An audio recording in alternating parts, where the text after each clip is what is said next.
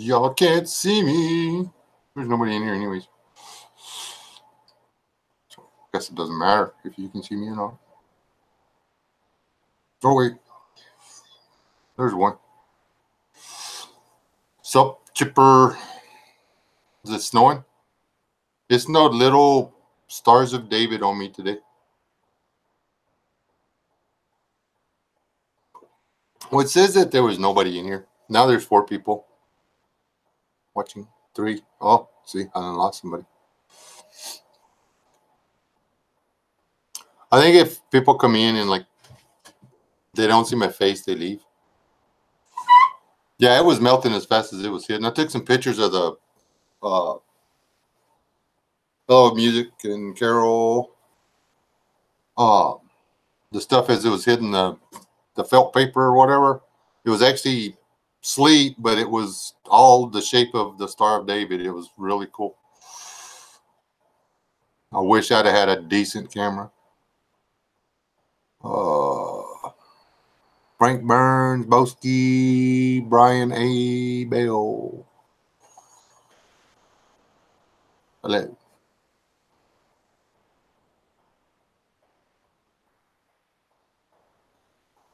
Trying to put we got the subfloor down. I was trying to put the moisture barrier and the decking down in the freezing cold, sleety wonderfulness of today. Hey, C103.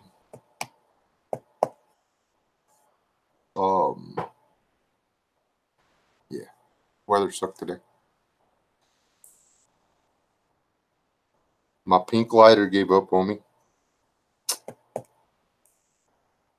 Ran out of gas. Now I had to get me a dark pink lighter, which looks just like the dark pink lighter I always steal from my wife, so that's going to get confusing.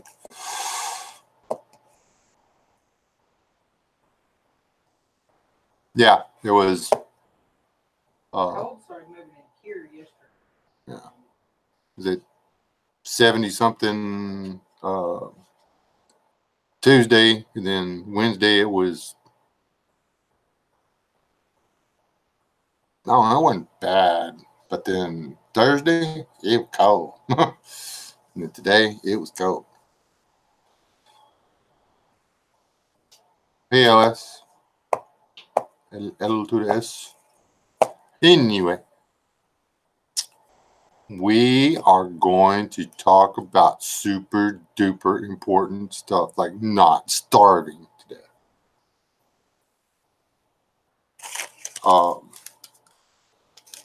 I go to other people's chats,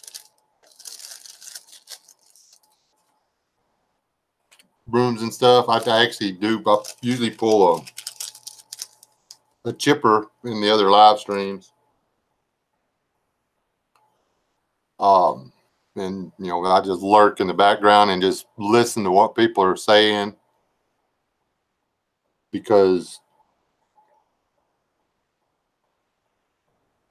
if you give somebody the room to do so, they will paint a pretty thorough picture of their thinking, So, yeah, you can learn a lot by keeping quiet, Chipper. Hey, Kentucky.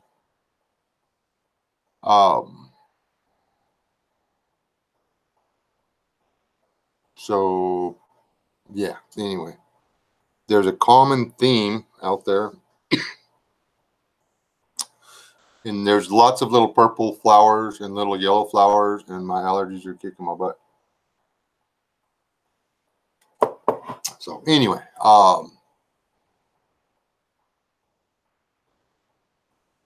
what vegetable goes good with sauerkraut and smoked sausage?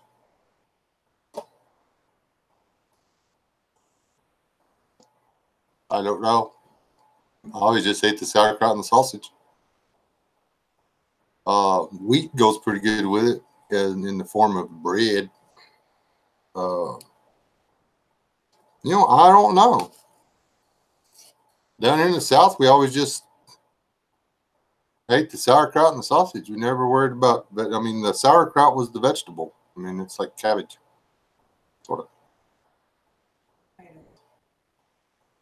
I guess tomatoes would be cool. Tomatoes and maybe, you know what? Some sauteed onions would go nicely with that. I mean, not raw onion, I wouldn't think, but sauteed onion would actually complement sauerkraut rather well.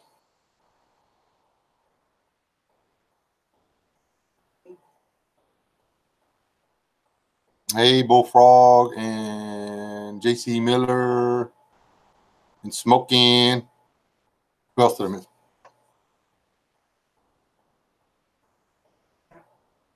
Matt snuck in here.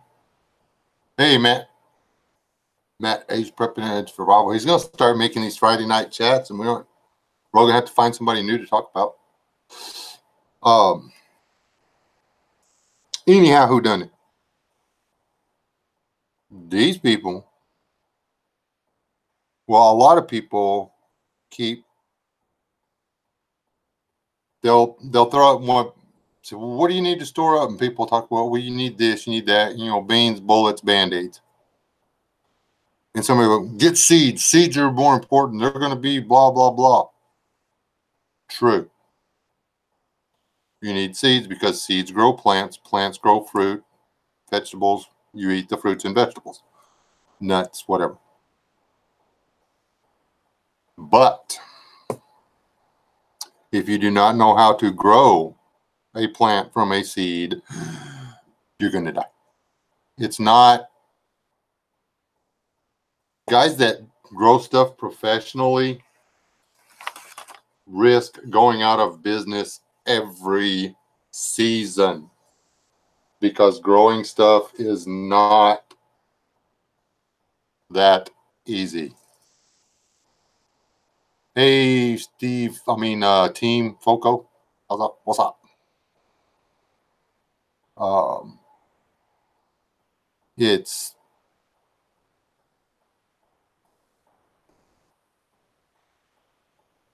you can't just store seeds and expect to be able to replenish your food sources. It's not going to work that way.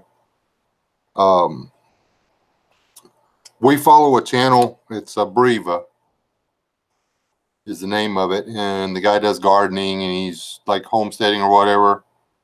He lost his cows to wild dogs. He had 2 cows. They were ready. He messed up, made pets out of them, but he was actually considering harvesting them. And, well, he didn't have to worry about that anymore because instead of harvesting them, he got to borrow a backhoe, dig a hole, and bury his 2 cattle because of dogs. So, year and a half worth of work, gone. Not a single cheeseburger. He did everything right. And this is not in Teowaki. There is no manure striking the air dispersal device. And he lost a year's worth of meat. So, there you go. Did I say hi to Uncle Al? Hey, Westwind. I may let you chime in here. Do what? Sid's dad. Hello, Sid's dad. Hello, people that I can't see coming in here, apparently. My glasses are dirty, okay?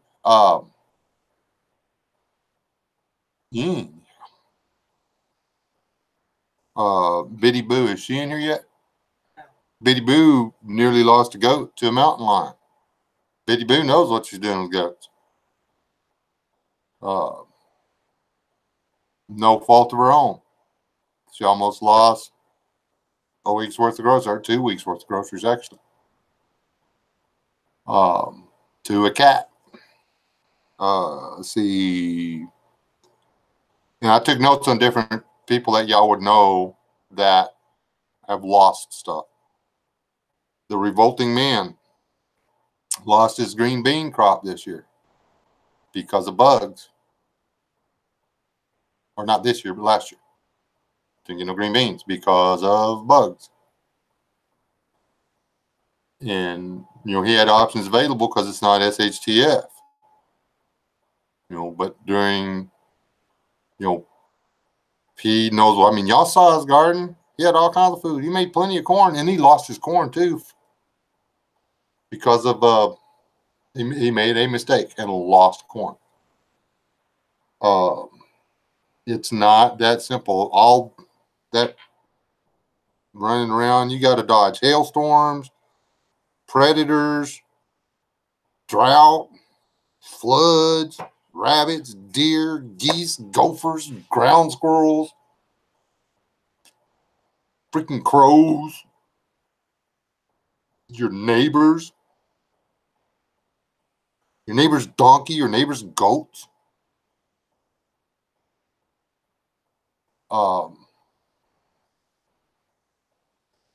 There's all kinds of bad things could happen to your seeds after they come up. That's what I'm saying. Practice growing your food now. Figure out how to recover from the mistakes, or from the not necessarily mistakes, but from the unforeseen events that cause difficulty in your pantry. Learn how to get over that now, not after. All your hogs die of the influenza. You can't eat none of them. The only thing left is your 3 little fat kids. You got to eat those. You're not going to enjoy it. There's the stuff that's coming is going to be downright biblical as far as how bad it's going to get people. Here I go with the doom report. We have the potential in our society right now to wind up in such a state that there is no food, no power, no security. And the potential is for it to last a decade or longer.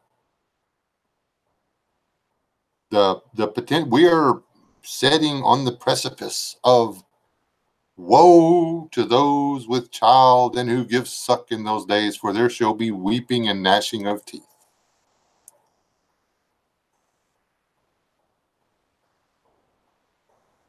Why would you not actually get up off the couch and get your hands dirty, get some blisters, get a sore back, get some sore ankles, get some sore wrists, and figure out what it takes to make a 5-pound bucket of corn. What it takes to grow a 40-pound bag of deer corn for yourself. 40-pound bag of deer corn, man, a wife, and 3 kids, that ain't but a few weeks worth of food. And I mean maybe 3. You're eating it 3 times a day.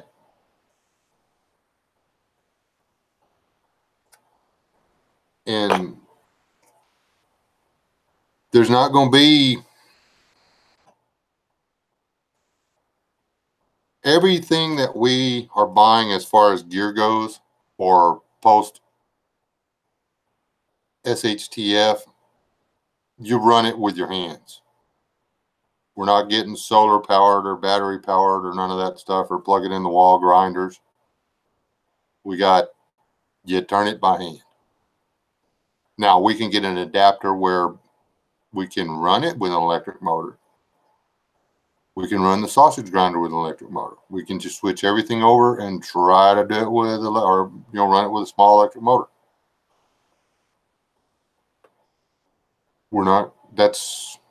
We're trying to get used to doing it that way. I mean, can you imagine the shock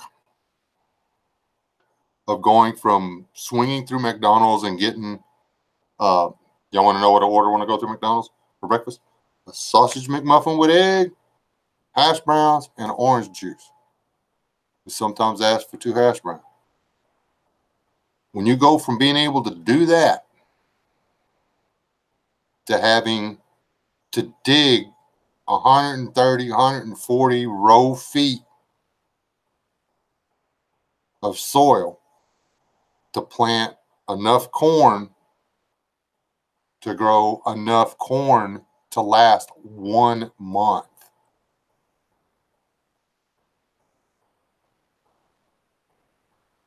And then on top of that, you got to fight silkworm, or what do they call them?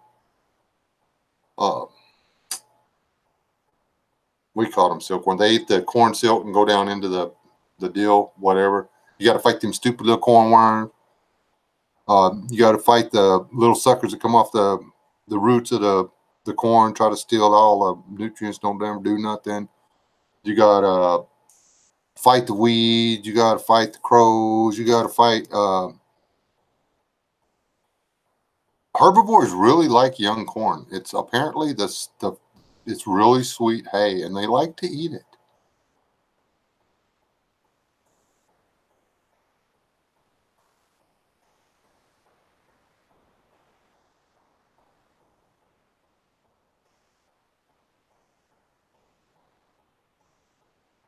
Exactly what LS said. That's where I was going with all this. And then I started reading her comment. I mean, if she's going to type it, there's no reason for me to say it. So continue to type. You're doing good. Excellent work. But yeah, what she said, practice, people. Get a little bit of it in you. I got a rototiller out there that I use to dig the garden. I dig that garden and most of this and over here with the rototiller. I have 2 small garden plots that I dig by hand, so I won't forget how it's done. It's actually time consuming, but it's really not that much more work than running that monster of a tiller. I bought the wrong tiller. Don't ever buy one of those.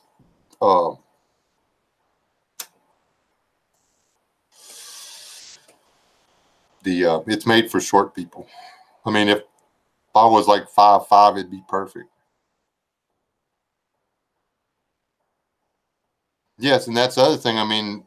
West Wind, you got to know how long can I grow corn on this patch before I need to switch over and plant peanuts. So because peanuts will actually put nitrogen in the soil.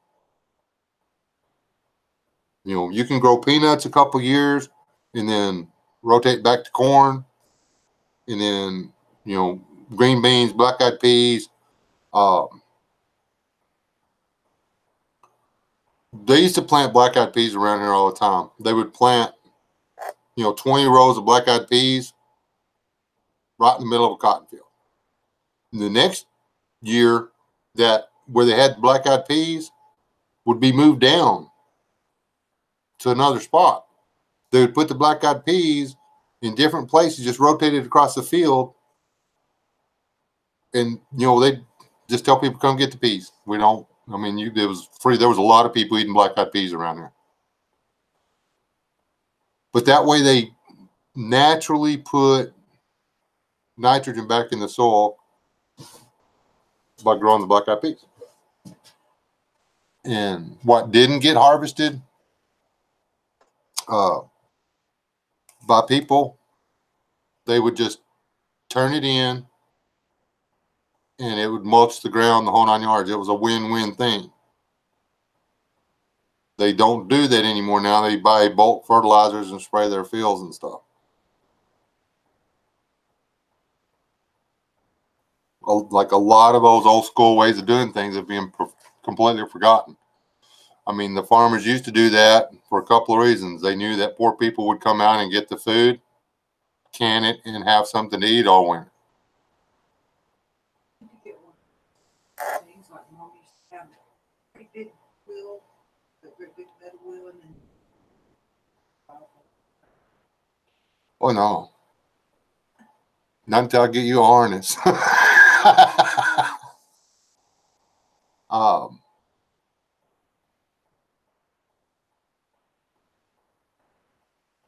Hey, did you sneak in here?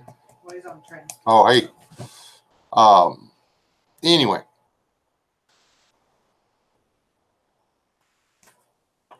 Thanks, man. Does anybody disagree with what I'm saying that you need to practice this stuff? Is there anybody that has a different outlook on this?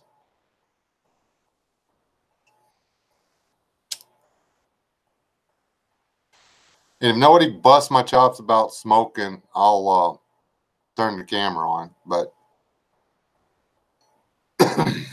my pain level is setting on a solid 6.5 right now.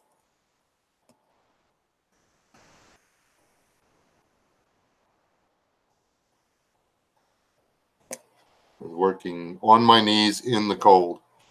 They are killing me.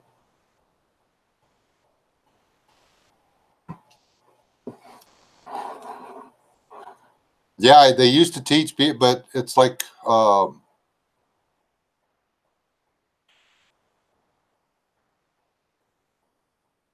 but see, Smolo, you got to be careful. That's something else. How many of y'all have considered eating a horse in SHTF? I mean, I know, honestly, I would eat somebody else's dog before I would eat somebody else's horse, because horses are smarter. They're worth more. You know what I'm saying? I mean, I like horses more than I do dogs. They don't like me. They're always throwing me on the ground and breaking body parts. But at least they don't bite me and like steal my hot dogs and stuff. You can't. If a horse has been, what's that one stuff we gave Zachary all the time? Or not all the time, but just don't eat this horse. It'll kill you. They give horses a dewormer and a stuff for bots. And if you eat a horse that has that in their bloodstream, which it lasts 6-8 months or a year or something like that, you can die.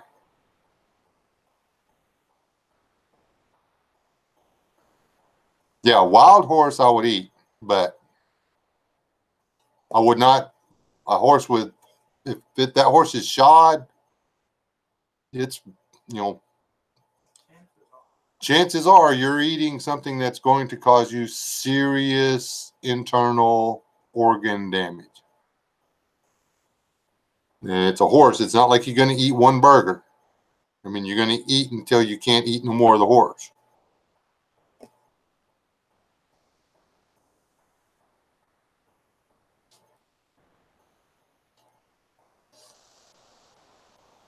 And seriously, people, I mean, horse meat, donkey meat, camel meat, deer meat, cow meat, buffalo meat, zebra meat.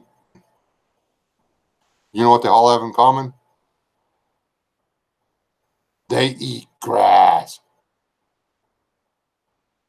Um,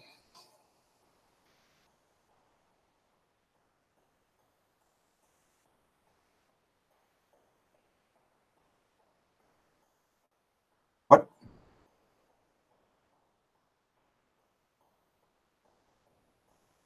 That's Burger King. I using Uh, I'm glad I don't eat at Burger King.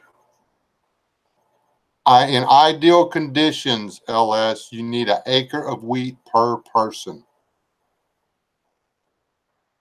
with modern strains. And that's if everything comes out right. And you're like, oh, that doesn't sound like a lot. An acre of wheat is a lot of stinking wheat. And that's just for bread. That's not being able to subsist off of it. That's just so you can have a small loaf of bread every day. That's not so you can make a big loaf of bread every day. That's for you to have a little piece of bread. It's the best investment in time. Wheat, beans, if you're in the right climate, rice, because all rice is the wheat that grows in water. That's it. Um,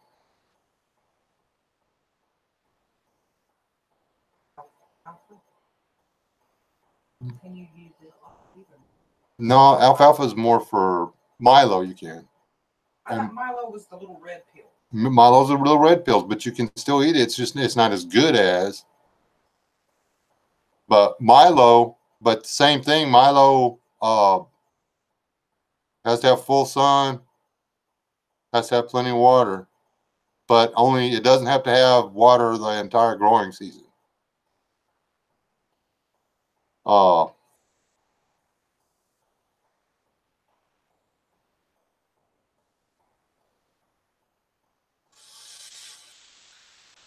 why are you asking if she's Irish? Just a pain in the butt, not Irish. Westman's will be right back. All right, Westman. And oats, but oats actually don't produce as much per blade of grass as wheat does. Oats are actually more expensive than wheat. It's weird. They're easier to grow though. You can sow them wild, and they'll, barring the freaking deer and goats and coyotes and everything else that likes to come by and eat the oats, they'll grow.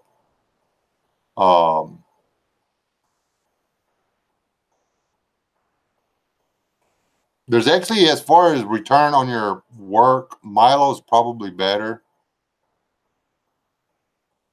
but you have to farm the GMO stuff, the genetically engineered to grow this way.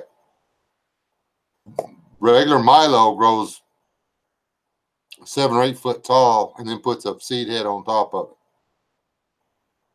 The Milo you see growing around that's 2 foot tall and got 9 or 10 inch seed head on top of it, that's been engineered to do that.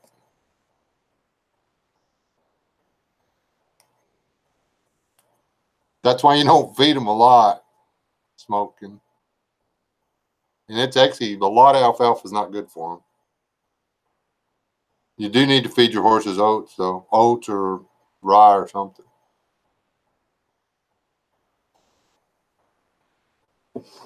Yeah, they do that.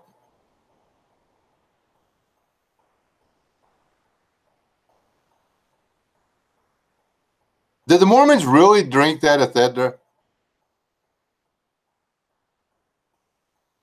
Because that's speed to everybody.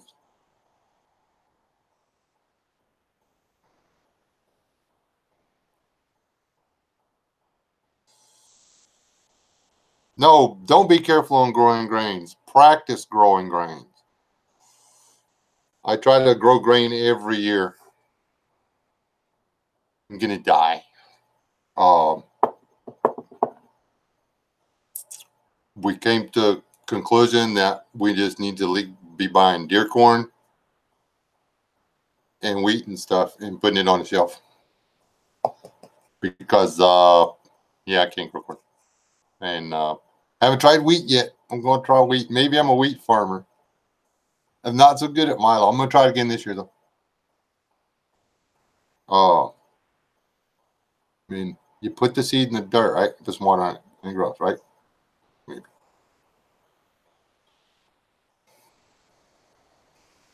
Oh no, I wouldn't be growing nothing outside. It's too cold for me. It's freezing. That's too cold for me. Are you the one that's got that fancy automatic pushes the wood into the thing and like got temperature settings and everything? It's like an oven that sits on your porch or whatever, barbecue pit LS. Alfalfa smells like marijuana when you burn it. Got drug tested after burning some unusable moldy stuff. Ah.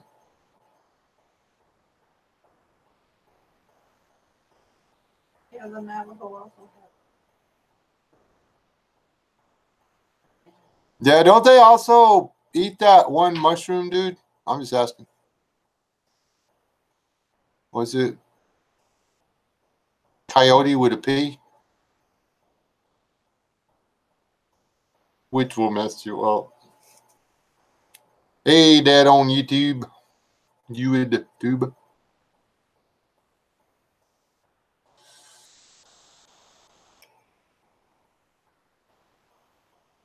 So basically, you're letting the pit grill your burgers while you're in the chat, LS. I'm just not judging you. Just making an observation, which is really close to accurate, I'm probably sure. Their fingers are frozen from turning the knobs and setting the temperature.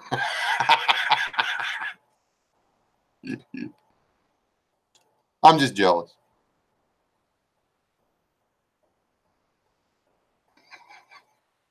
You should have put your shoes on instead of going out there with your flip flops on.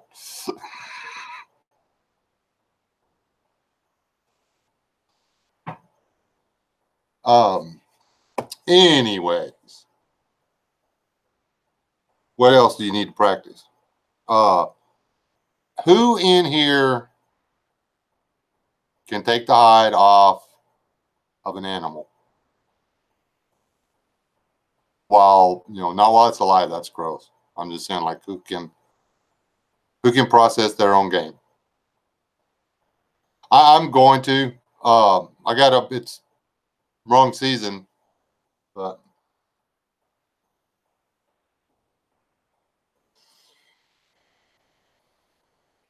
I only know one kind of mushroom that's not safe to eat. I really want to get into a mushroom club, like edible mushrooms. And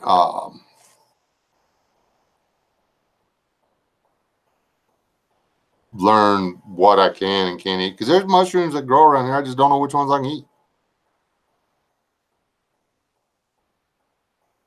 I'm gonna do it in stuff like that. I try to do what's the right word for it? On the down low. I want to be able to do patch gardens that people can't find. And the only way to know how to do a successful patch garden or wheat patch or corn patch or whatever kind of patch is to do it now. I don't want to hope it works out for me later. I want to be able to do it now. So, hey, Mike Gilbert. And no, I didn't. Thank you. Who? Daniel T. Hey, Daniel T. Who else does?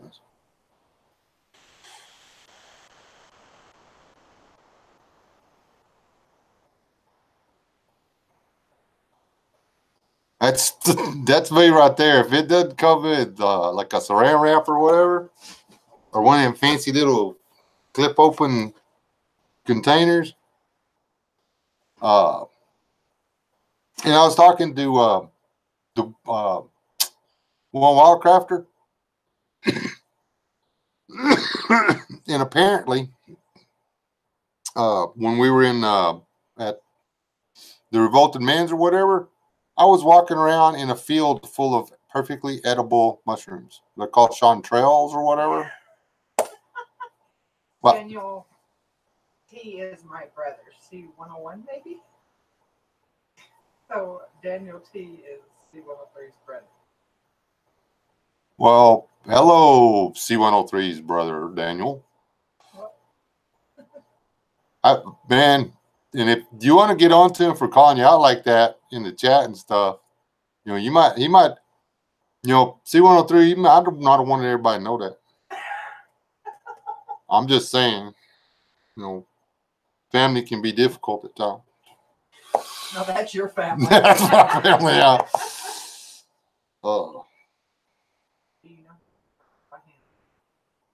Do you know how to thresh my hand?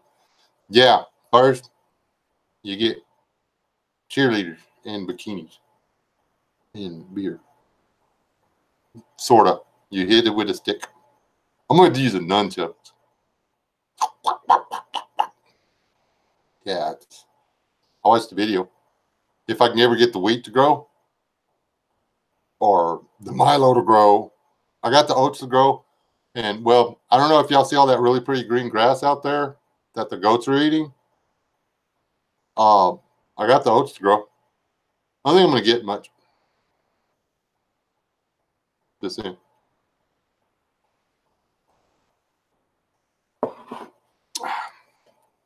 They found it, and they think it's delicious. So, to remove the chaff, same girls, different tool. Big flat basket. And of course, then they need a dip in the pool to clean up afterwards. So it's a win-win for everybody.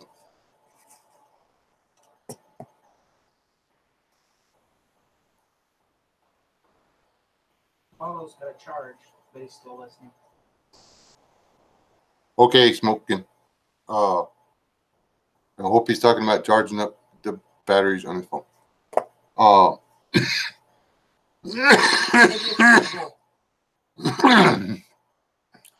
Maybe he drinks Red Bull.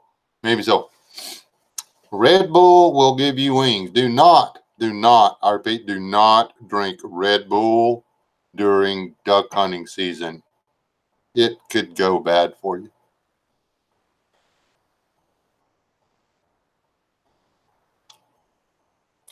Dude, I don't own one. Got a little, or I had, I don't know where my little sickle is. Okay. Dude, there's like about at least once a day that I wish I didn't know what you do for a living.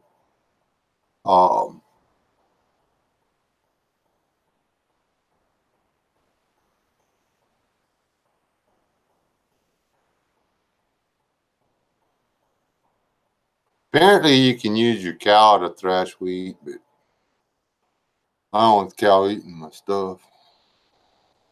And that's the beauty of, for us, the wheats and the oats. You harvest the wheat, you get the grains, you store the hay. Then you have fodder for your herbivores and grain for yourself. The oats, same thing. If you grow the oats, you save the stalks, you have the fodder for the animals, and you have the grains for you. Did I say that right? You have fodder for your livestock and grains for yourself. And honestly, through the winter, especially if you're trying to make if you got milk goats or a milk cow or whatever, you've got to keep their protein intake up, their protein and sugar intake up, or they'll stop making the milk. They'll go dry. And, if you're depending on, milk and butter and stuff like that from your dairy animal, and you don't have what it takes to keep them fed up, then you just lost another food source. And you can make it on, I was trying to say this the other day and I got sidetracked. You can make it on a 5-acre homestead. You need about an acre full of garden for you. I mean, that's, so you can grow squash and okra and onions and garlic and them little floofy herb things or whatever. Tomatoes. Gotta grow tomatoes. If you plant a garden and don't grow tomatoes, you're a communist. Even if you don't like tomatoes, somebody likes tomatoes next to you, and tomatoes are very American.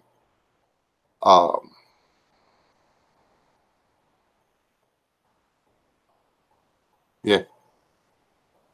And if you've got rice and beans and pasta stored up, and you've got fresh vegetables and, I don't know, like your dairy goat, your milk goat or whatever has 3 little babies, and they're never going to make milk or whatever.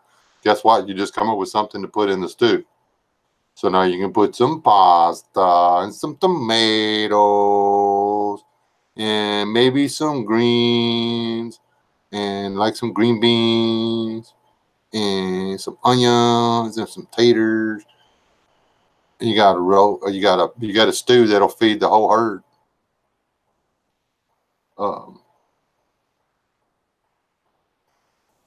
Need to learn how to smoke meat. I was going to do a video on making a little knock together smoker, but it's cold. Okay. Who wants to come fix my chimney? Anybody? I didn't think so. It's too cold out there to fix it, and I can't start a fire until I do. That is a problem. I tried to start a fire without it because I was like, oh, the pipe's going outside. It'll be fine. But it's not above the roof line. So I put smoke in the house. There's going to be nearly as many dead preppers in SHTF as there are dead non-preppers. Is that a thing? As the unaware and unprepared. And it's messed up that a great deal of the success of whatever it is you're trying to accomplish is going to be due to luck. There's always going to be that. Are you a guy that has a little bit of luck?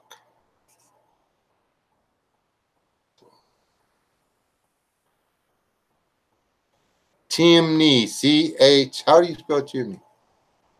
Chimney. Chimney. Smokestack comes up off my whatever. Wood stove. I took it down so I could clean it.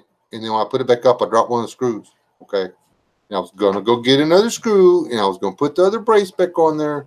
But I got distracted.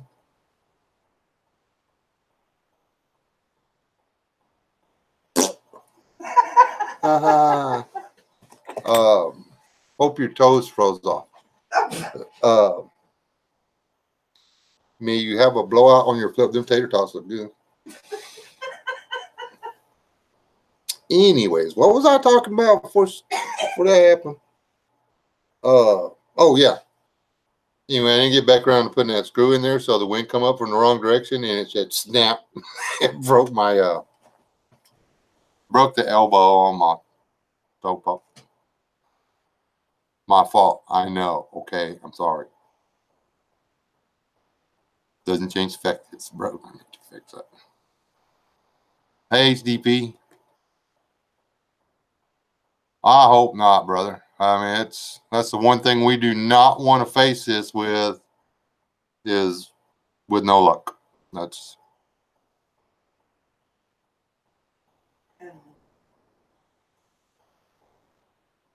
a good plan, Sid's dad. Tito opening it.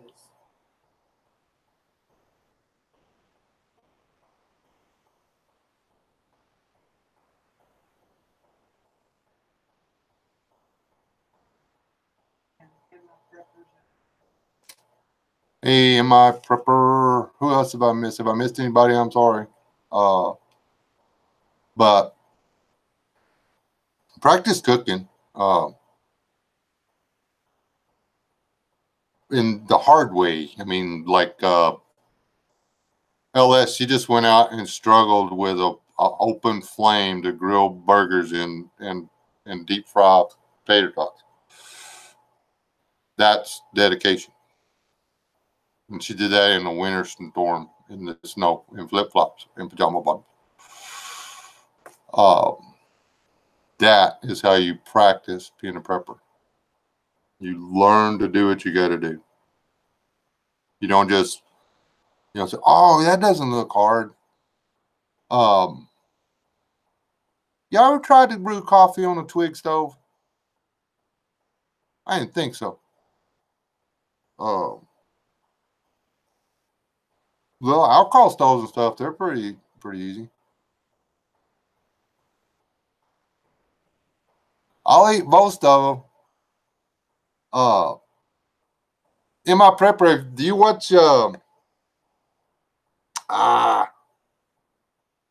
Fowler's Makery and Mischief? Do you watch that?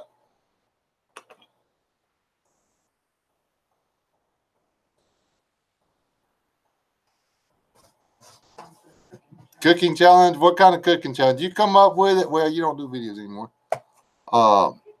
He does videos? Team Foco's got videos up?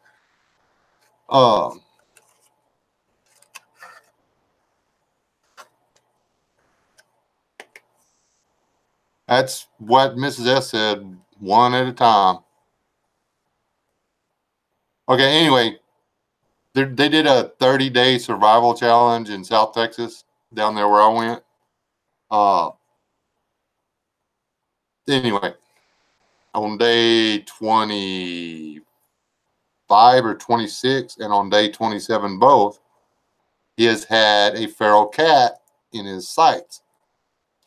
He has not taken the feral cat. I'm sorry, you're in a survival situation. You're tired of eating possum and raccoon. That's something different. Take the cat. I mean, granted, YouTube would explode. There would be snowflakes melting all over the place.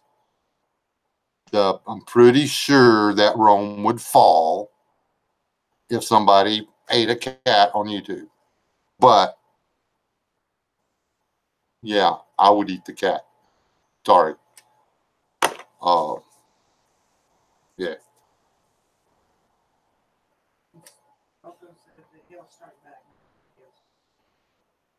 Cool. What shall we make the? He needs to make one about that hand thing you was talking about a while ago. You need to make a video about that hand thing you was talking about a while ago. She was adamant about that. She was using fingers and stuff. He offered to show us.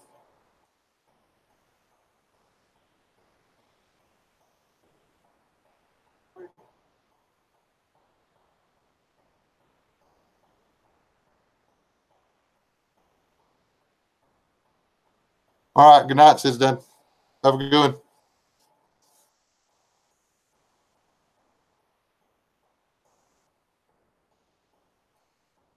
I've never eaten dog.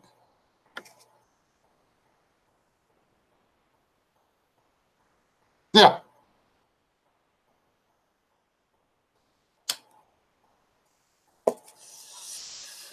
They actually, who were we talking to about that? The dog. It was your cousins or whatever, the little, his wife or whatever was saying that the one, she knew some people that had dogs and they were eating them or whatever. And I asked her what kind of, no, it was that redhead. Anyway. I asked, hey, Revolting Man.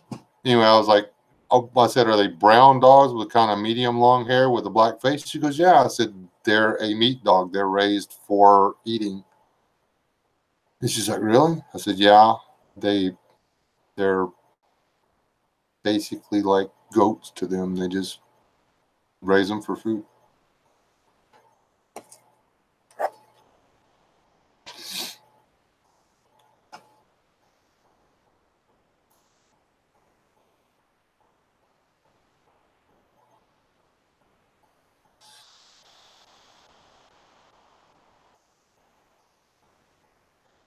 If the Revolting Man ever decides to eat his dog, he's going to have to invite a lot of company over to get all that eaten. Well, I don't know. After he shaved it, there might not be nothing left.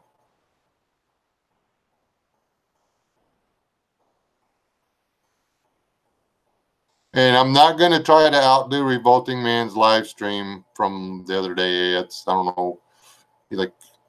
He stayed on here like ever.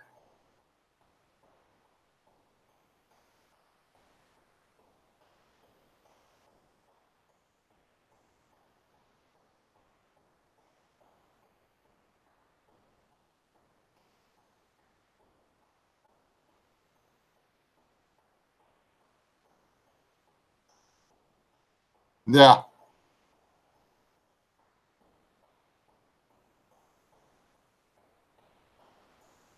I've actually considered getting the Pyrenees, but I don't think the Pyrenees would get along with the way Sadie is just as good about guarding the goats.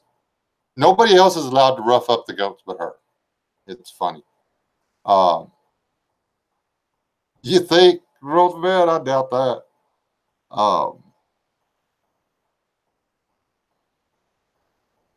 Will you please tell Tito Fernandez each time you go to the store, Howard? Oh, Tito Fernandez did a video. It's not in the playlist or anything. It's one I did a few weeks ago. I'll try to link it, or I'll share a link to it in my community section on my page when I remember it. But it's real simple. When you go, don't try to buy all the food you need right away. It can't be done. You buy $1 bag of rice and $1 bag of beans, and you put it somewhere, and you don't eat it. If you're buying 3 cans of corn to put in your If you pantry, buy 4. 3 cans of corn to put in the pantry, put 4. Buy 4. You have to start somewhere. You do not arrive in California from Florida by being in California.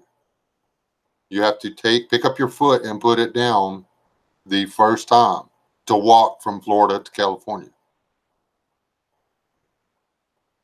You can't, if you try running there without stopping, without taking care of business, you're either going to die of exhaustion or explode from a full bladder or something. You've got to do, you can go to if there's a Dollar Tree near you, it's simple. You go in the Dollar Tree, you take $5 to the Dollar Tree. You can get 2 bags of rice, 3 bags of pasta for $5 at the Dollar Tree. The next time you go into Dollar Tree, well, don't buy your soups and stuff at Dollar Tree. The soup and stuff is actually cheaper at the store. The can of soup is $1 at the Dollar Tree. The can of soup is 89 cents at the grocery store.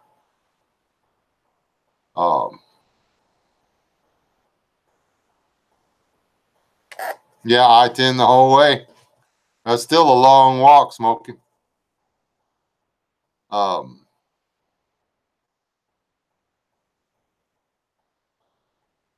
And sugar. I know that's weird.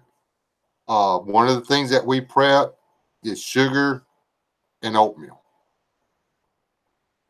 Okay. Boil water, throw your oatmeal in it, let it set, put a little bit of sugar in it. Boom. You got your calories for the morning. And it's not horrible. You got a little powdered milk, put a little powdered milk in there.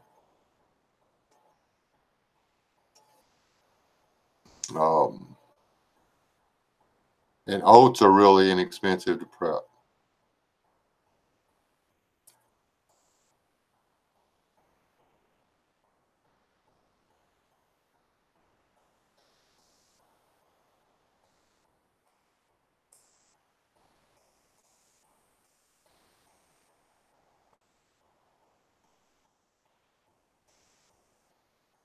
There's a goat video on here of me slaughtering a goat. His name was Gyro. Me and Gyro hung out together. Gyro followed me around like a chihuahua. Me and Gyro would talk. I would scratch Gyro's head. Gyro would eat out of my hand. I would defend Gyro from my dog because my dog was a big bully. I slit Gyro's throat and ate him. If it comes down to me, the missus, and my kids and grandkids eating, or Sadie being warm and comfortable sleeping by the fire in the den, or on the fire in the den, say you got to go. She is not, I mean, I love her to pieces. She literally is welcome in my house anytime. She doesn't like coming in here. Well, actually, she does when it's cold. She came in, took a nap earlier, and then left.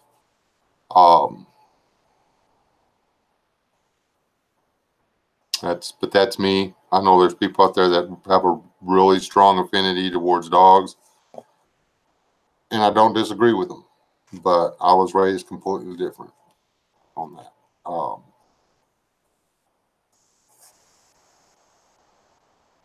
I was taught that animals were animals and people were people.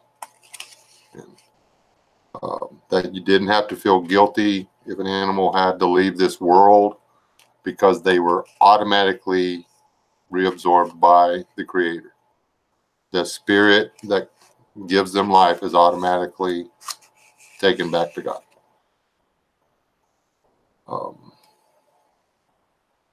They don't have to choose. It's automatic.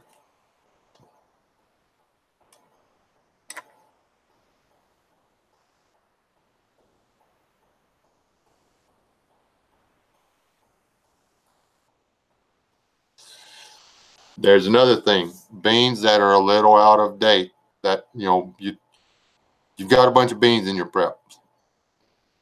You cook them and they never quite get soft. They don't never quite turn out right. Put them in your grinder. Put them in your grain grinder. You don't have to grind them into a fine powder, just something like cornmeal.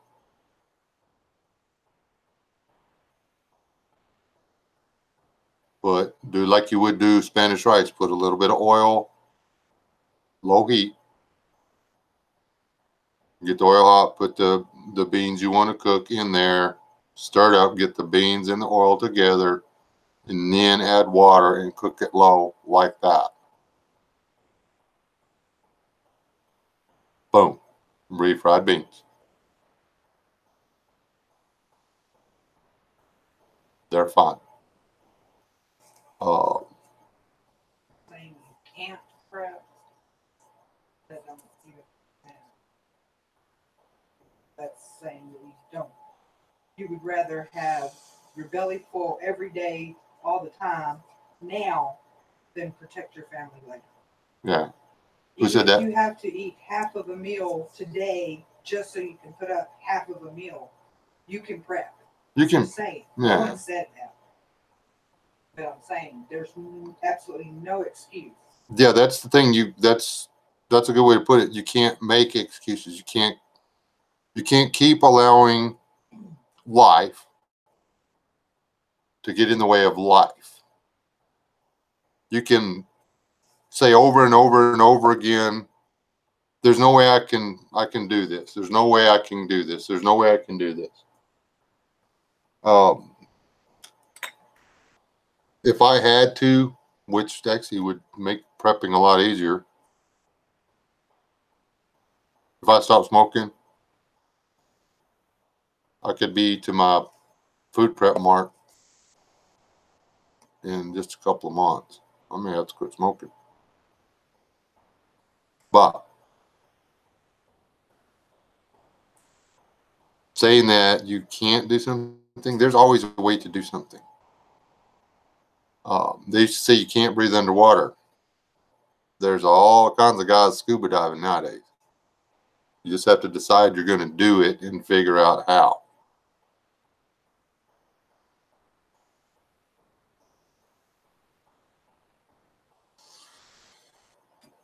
Mike. Yep, old beans make a fart face, that's for sure.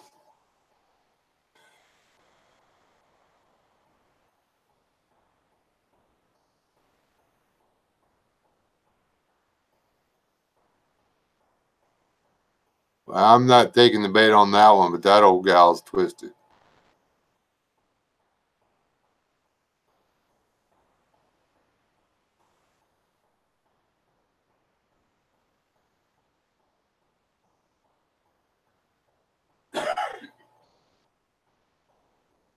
Hey, there's the lady with the giant baby. You need to prep for that baby, because that baby gonna need lots of beans and rice. You're gonna be like Hoss Cartwright or whatever. Gonna be like, Mom, can I have another biscuit? And you're gonna have to let him have the biscuit, because he's gonna pick you up and hug you really hard if you don't. He's gonna be like, give me biscuit, Mom. And then what are you gonna do? Skills do not cost or weigh anything. That's it. If I do a prepping video, it's going to roll right back around to that almost every time. The best thing you can do for yourself is learn. And you cannot learn by reading alone. You cannot learn by watching videos alone. Your hands, your arms, your eyes, your mouth, your ears, your nose, all your senses have to practice doing what you're trying to learn.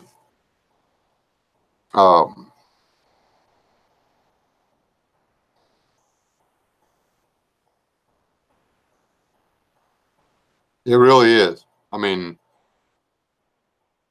I'm doing something that I used to do as a kid because I want to relearn how to do it. I'm building a house out of mud. I don't come up with these ideas for videos for YouTube. I video stuff that I'm doing and put it on YouTube. Because, yeah, that makes sense.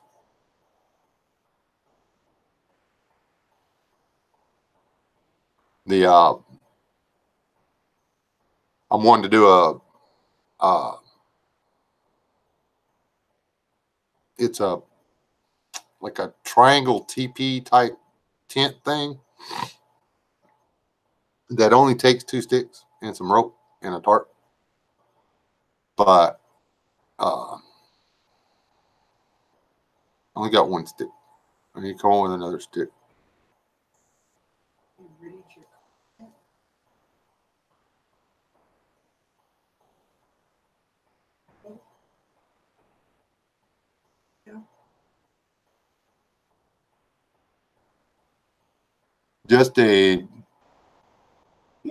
I usually read my comments, Mom.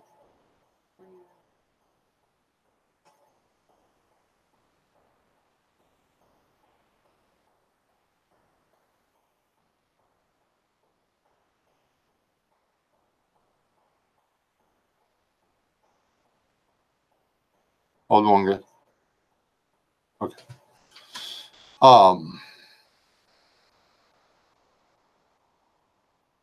Anyway,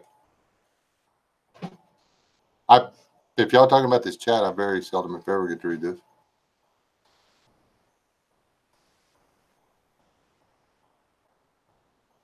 I've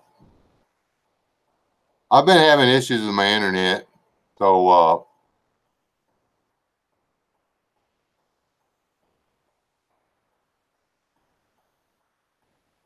freeze it before you vacuum pack it. Ow. When you get flour from the store, first thing to do is freeze it. Keep it below freezing for at least 2 days. A week's better. Then you don't have to worry about any of the potential dadgummit weevils that might get in there. They're rare. They really don't. My mom used to keep flour, and she called it a flour bucket. It was a 5-gallon bucket, metal bucket with a lid on it, and she just kept the flour in there. But she'd buy flour, she'd bring it home, she'd freeze it. After she took it out of the freezer, she'd put it in that bucket, keep a lid on it, and she'd make biscuits out of that bucket. And She would just recycle it. I don't know if the flour in the bottom of that bucket was ever changed. She made, man, I wish I knew what happened to that bucket. One of my sisters got it.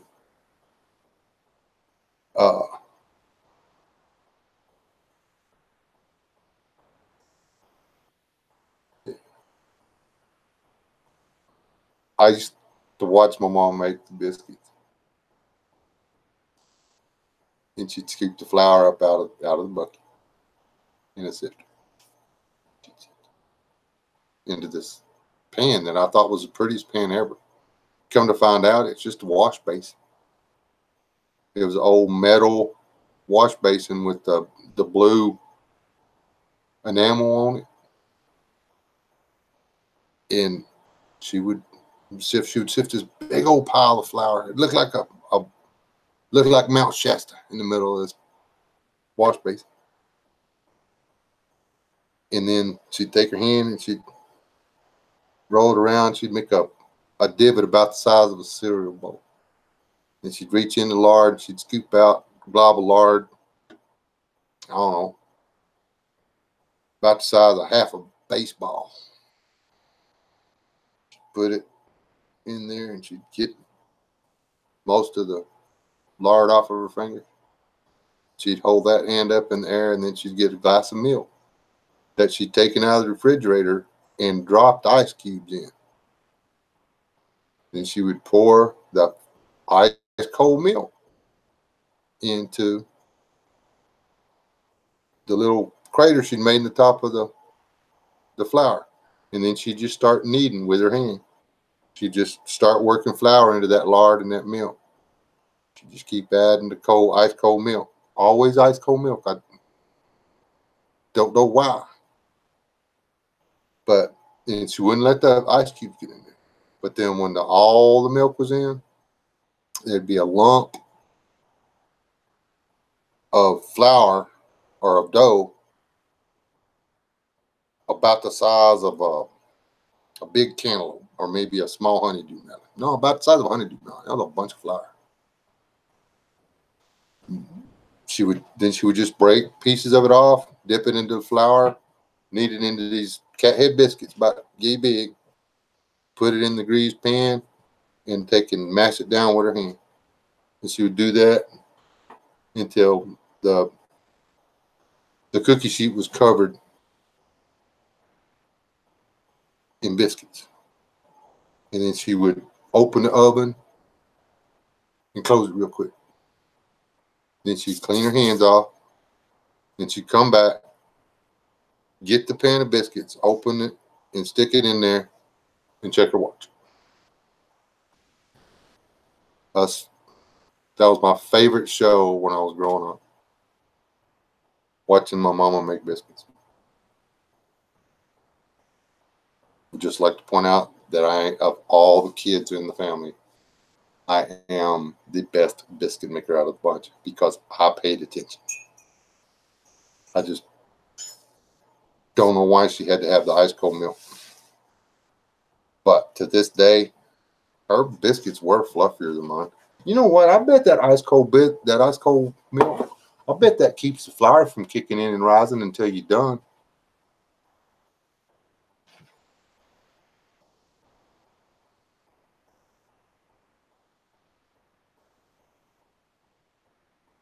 My mom can make some biscuits.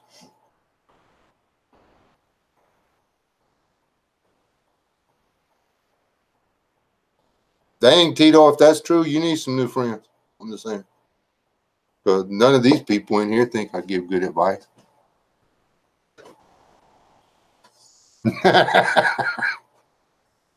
And thank you. Yeah. Lard, of all your cooking greases, of all, like your Crisco, your vegetable oil, all that stuff, lard keeps longer. Lard has a longer shelf life than any of it. Wrap your head around that one. And if it's got a best by 3 years down the line, how long will it keep before it goes bad?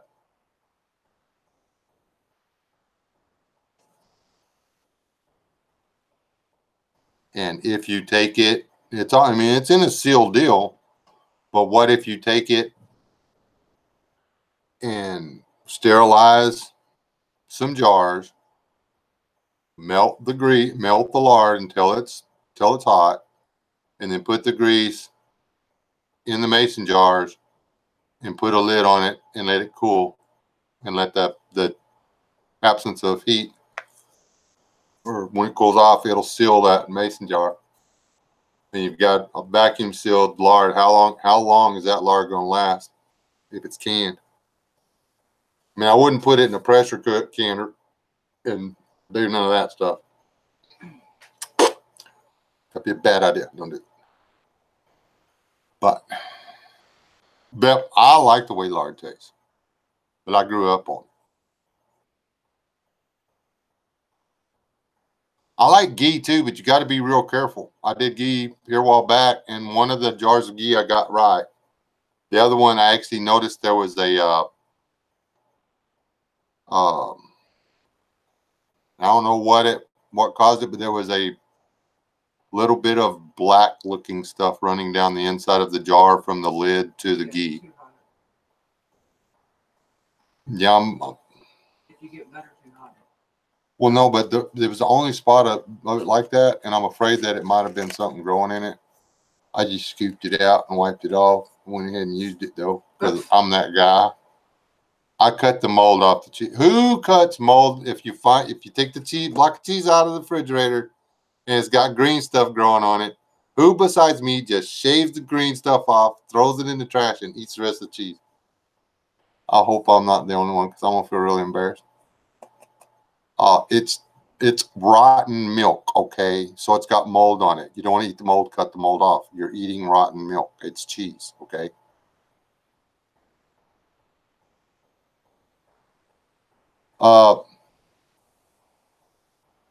In my prepper, you've got a jar of boiling hot grease in a pressure canner full of water.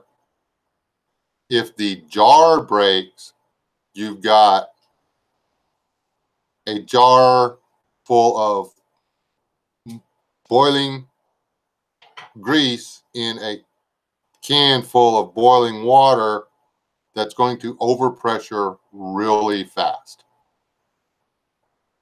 Really fast.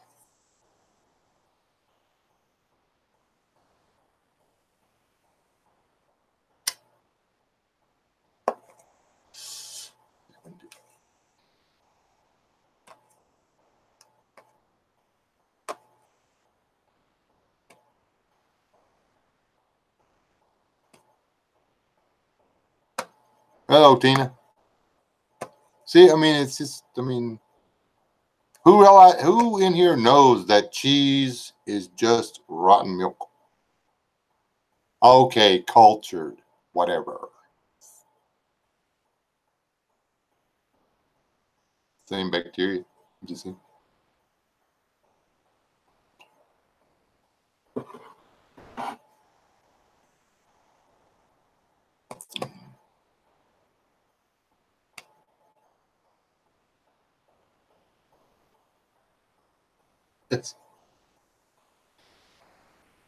When I was a kid, I wouldn't eat onions, wouldn't eat cheese. Now I can't get enough onions, can't get enough cheese. So, I can't, I have a real hard time with cottage cheese though, because it ain't quite cultured all the way. I'm just saying, it's a little squishy feeling. It tastes fine. It just feels weird. And I'm not a texture guy. I just don't do cottage cheese. I'm sorry. If you put it in lasagna, it works fine.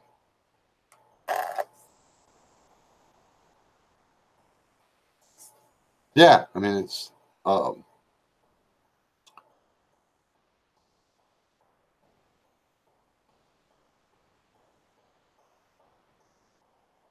cheese is made from curds and whey. Yeah. You know how you get curds, eh? You let the milk curdle. You know what curdle means? Go south. Well, what do you think sauerkraut is? Sauerkraut is rotten. Soured cabbage. Is rotten cabbage. It's delicious.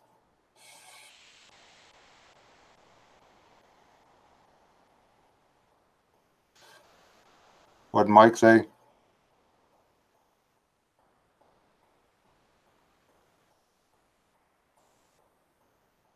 Oh.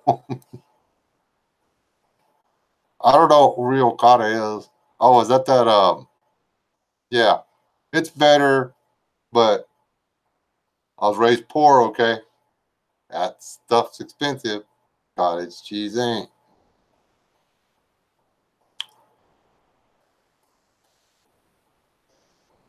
Where's she at?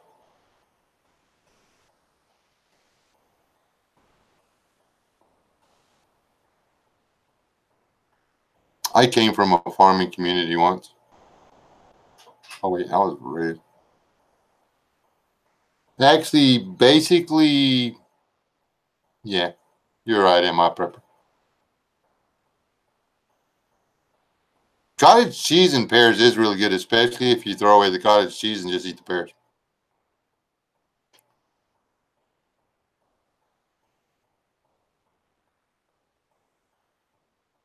Yes. Love cathead biscuits. So I'm gonna make. There we go. Biscuit making food challenge. Making biscuits on a wooden fire, a wood fire. Making biscuits outside. Making biscuits outside on a wood fire. That's the challenge. That's the food cooking challenge. I challenge everybody in the lobby and who watches this later to do a video of making biscuit. No whopping stuff on the counter. That's a cheating. Making the biscuits on a wood fire outside of your house. And no using fancy high dollar push button barbecue pit. You know who I'm talking to.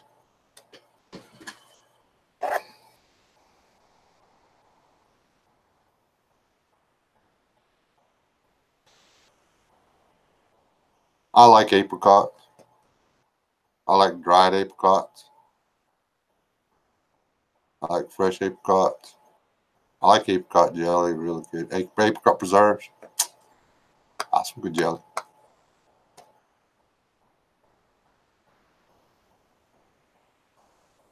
Me too, Mike Gilbert. I cannot stand canned biscuits. I cannot stand to see them. I eat them as fast as I can, so I ain't got to look at them no more.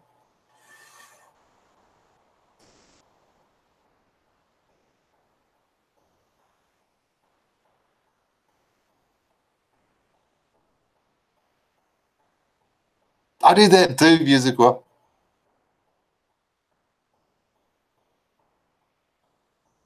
that's you do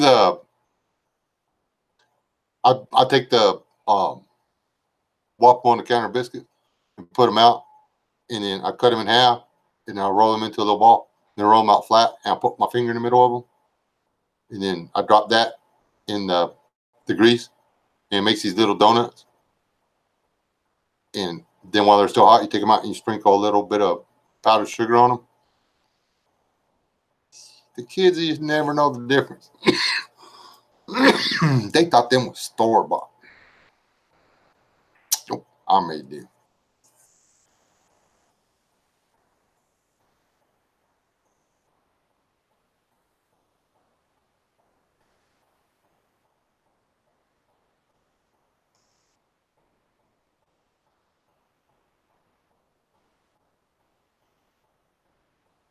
Yeah.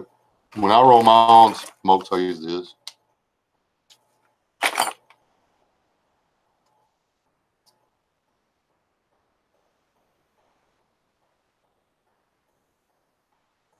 Now I'll do a little bit of cinnamon for the heathens, but I don't put cinnamon on my donut.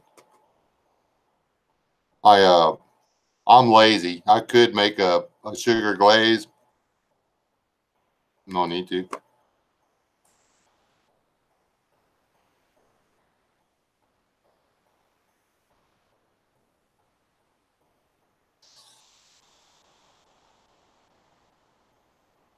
There's a place in Wyoming. You said Grandy's Restaurant in my prepper. If you go to Cody, Wyoming, do not get in a hurry to eat. Okay. There's a restaurant there on the way to Yellowstone. And there's actually a really cool museum right down the road from it anyway. So don't sweat it. There's plenty of stuff to do in Cody, Wyoming. But it's called Granny's.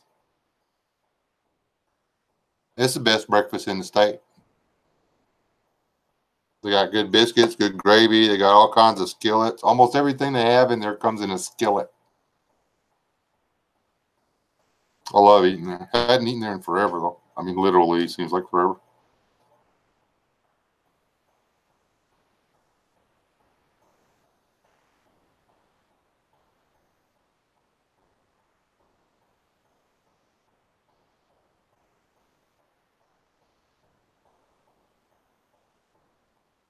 Cowboy Kent Rollins has some awesome cooking videos.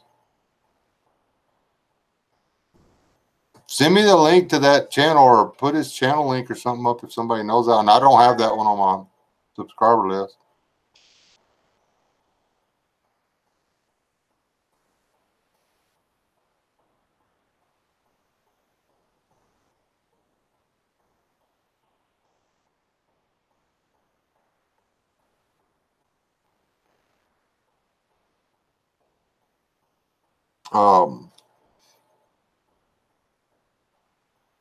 You've got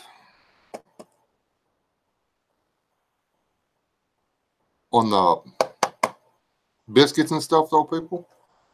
We're all talking, getting hungry and stuff now. How many? I mean, back to the topic. How many of us are going to get like really tired of not having biscuits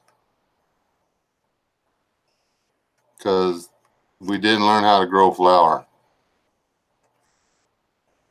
And that's, I've got to quit being lazy. I'm super lazy on my flour. I prep self-rising flour. I do not know how to cook with baking soda and yeast. Don't know how to do that.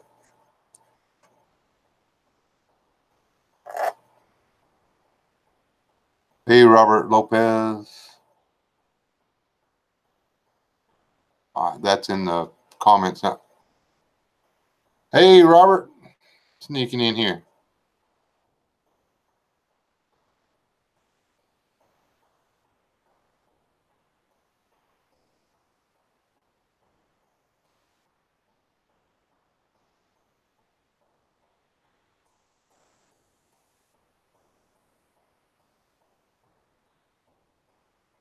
I will do my best, Robert Lopez.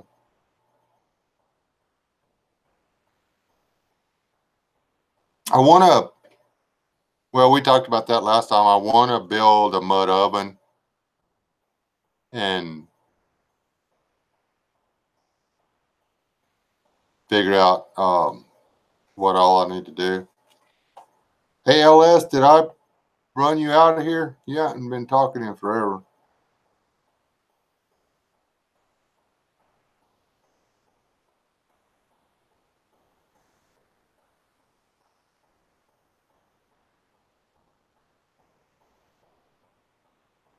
I promise not to pick on you anymore.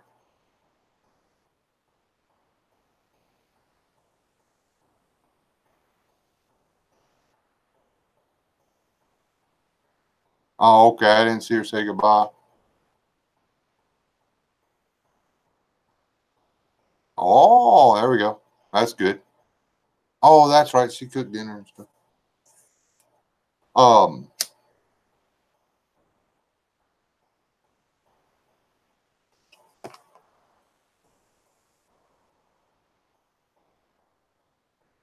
I don't do mine the way my mom did, which I don't understand because it was a whole lot easier to clean up. I need to rethink my life.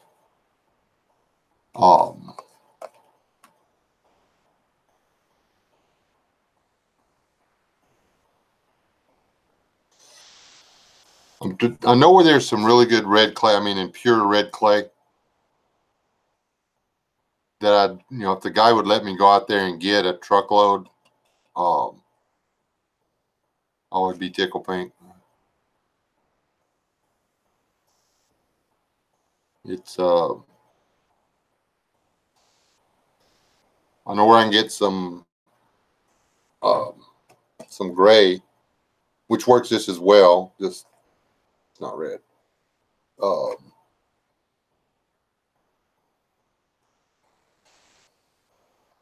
It's a lot further away from my house. This bed of clay over here is probably 7 miles from my house.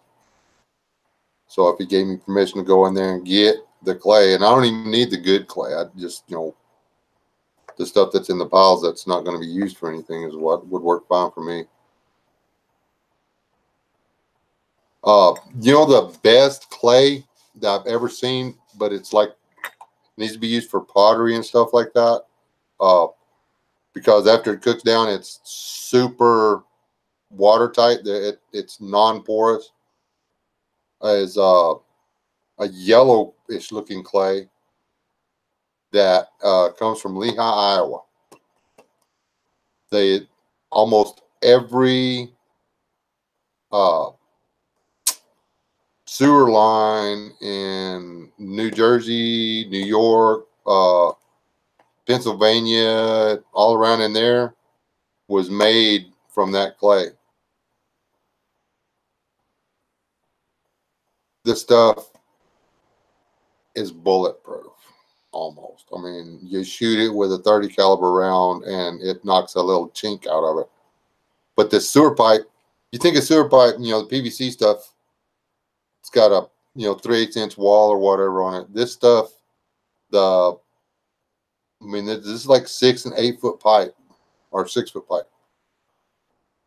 You stand up in this stuff and walk, okay? This stuff is like 3.5, 4 inches thick on the walls. And it is hard.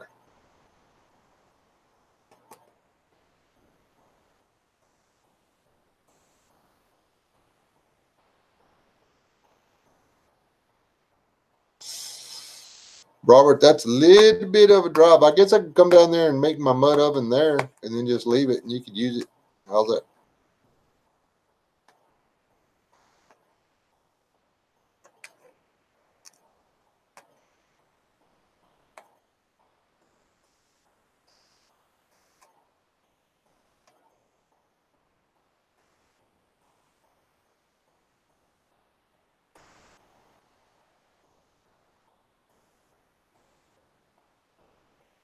Yeah. That's always I used to call them that. Steamroller biscuits.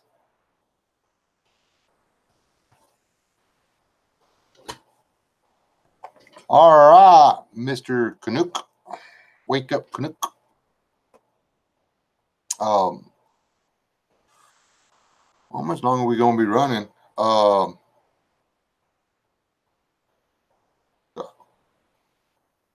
I hate it when stuff's going on. My wife must be counseling. Yeah. Okay, we got the food thing out of the way. Don't be stupid. Learn how to do what you're going to do. West Wind Survival. Wait, I don't have it on. Never mind. I started to lie to everybody.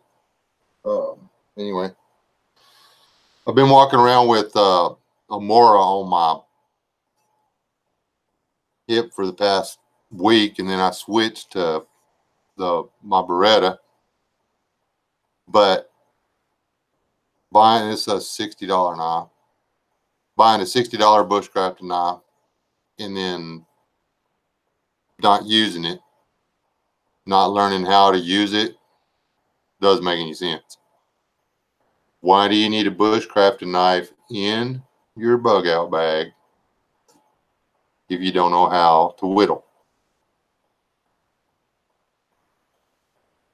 Why do you have 550 paracord in your bag if you don't know how to tie a knot.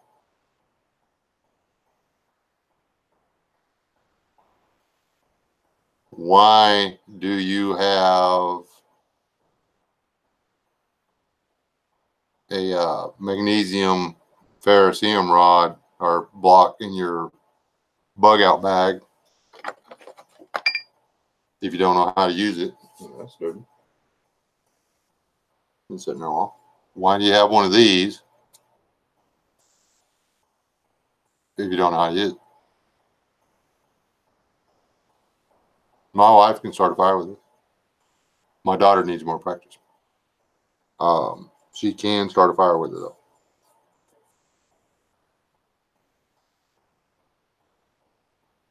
though. Just having the tools, your seeds,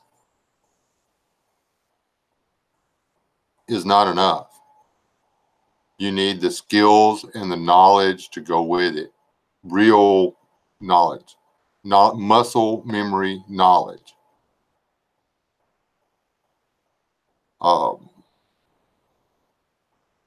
I'm really hoping I get a few more growing seasons in before something happens, because man, I suck at gardening.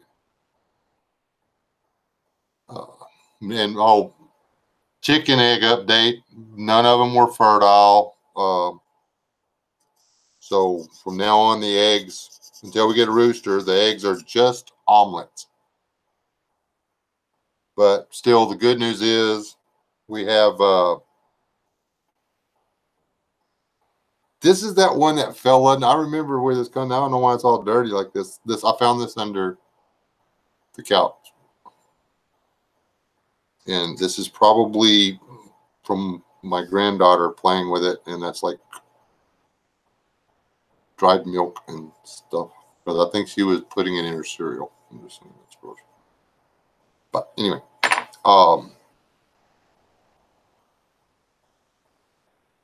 don't just think you can do this.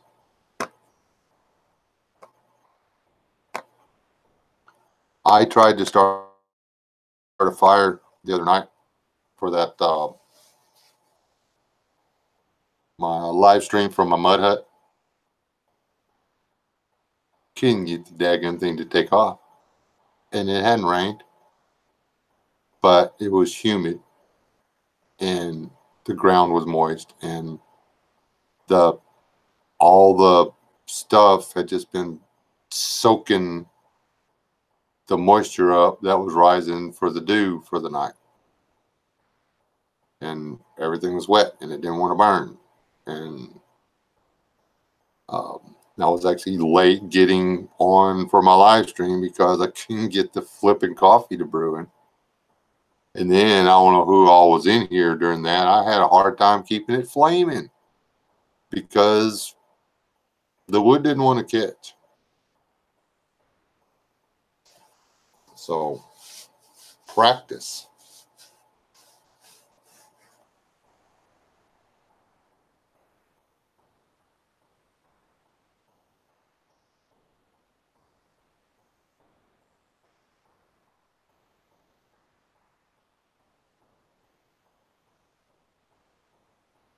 Oh, did you see the one where they actually gave them matches? The two women, and they actually gave them matches, and they still couldn't get the with matches.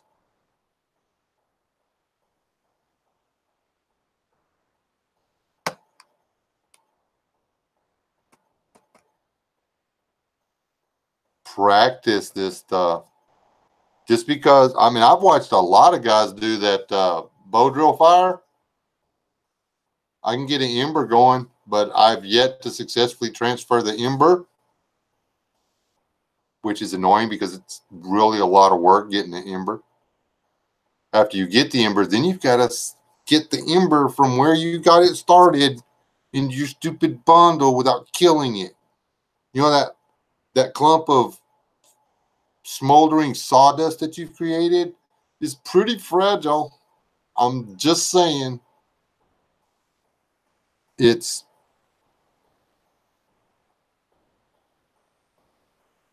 You got to go back. It's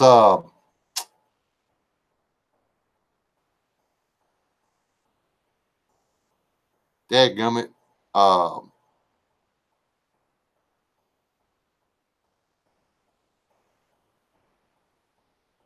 It's the one with the old lady that was fishing, always fish. She was bringing in a lot of fish.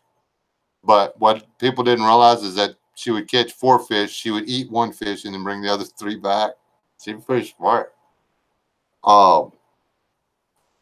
But they made a deal with her that if it got to a point that it would go to a fire deal. She never thought it would get to that point. She never made a fire with that thing. Neither one of the women that got put in the fire challenge had ever made a fire with the magnesium deal. And fat wood works really well, but what if you don't have fat wood? What if, heaven forbid, you have to run from a bear? It could happen. Or a Yeti, or a Sasquatch, or some crazy guy with an AR. And now the only thing you have is what was on you. I mean, I'm not going to walk around with fat wood in my pocket. Just let it go, guys. So if you don't have the fat wood, you need to be able to know how to use something else. Don't practice over and over. I can start a fire with light or not like that. I mean, it's turpentine impregnated wood. It's like using naphtha. It's pretty easy. But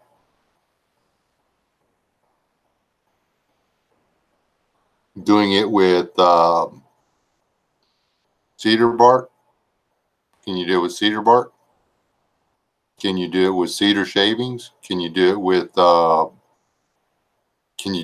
heaven forbid, the only thing that's around, you're in an ash forest, and the only thing you have is a hardwood. Can you get a fire going with nothing but hardwood twigs and hardwood shavings? You got to practice with different things. I know people that can't get a fire going with newspaper and gasoline.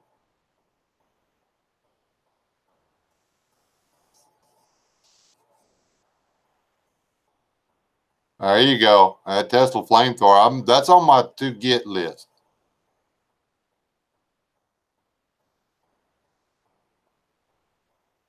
If anybody that's capable of living on that island and being successful on that island is going to get voted off.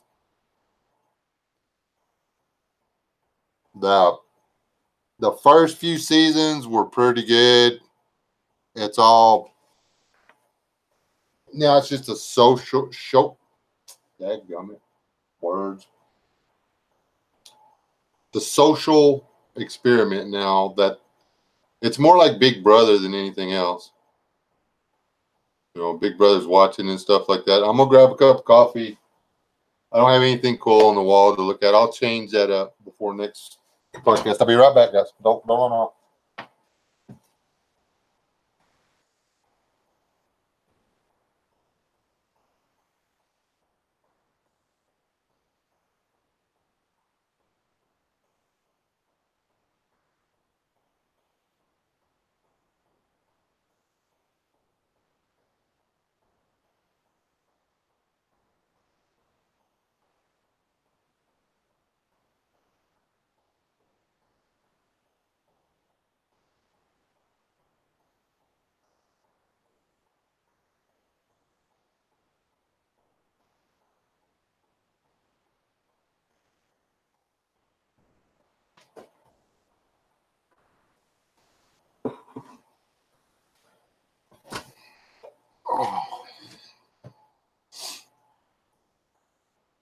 Anyway, does anybody have any questions about what we were talking about? Not the survivor thing, but how important it is to know how to grow your own food. I mean, you got so many options. You can do little, like, we got those little hanging baskets that you put the upside down tomatoes in. Tractor Supply has hanging baskets that you grow vegetables in. I was looking at those. I haven't made up my mind yet.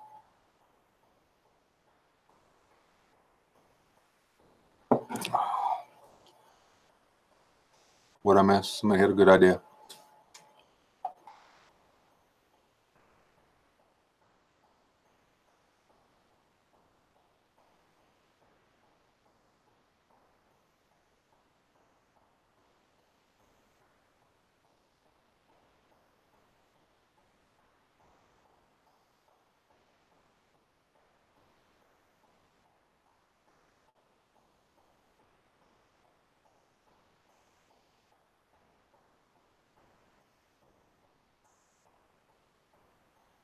There's a lot of people out there that are pretty dense.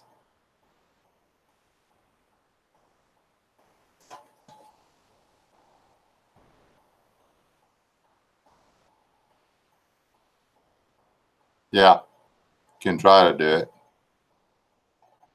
Hold on just 1 second, guys.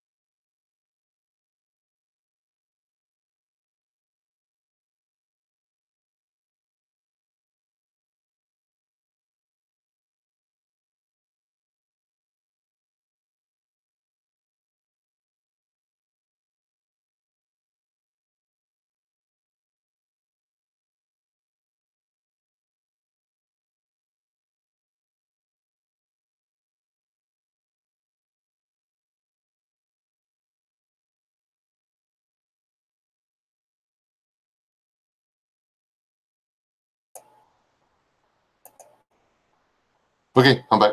Sorry. Had to do stuff. Because reasons, that's my Mr. Penis.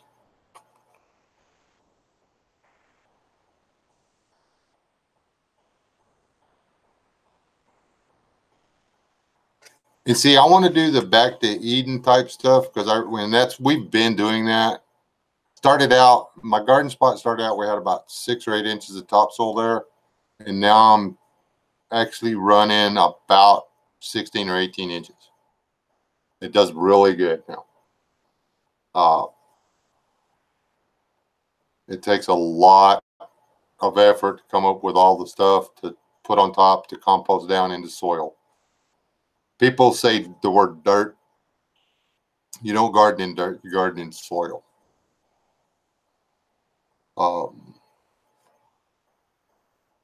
Caliche is dirt.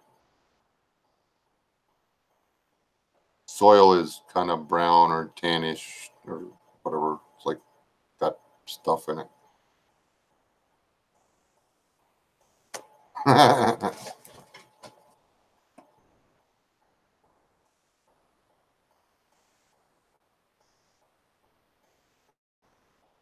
You can go camping without bugs. You just have to put up with this other stuff called cold.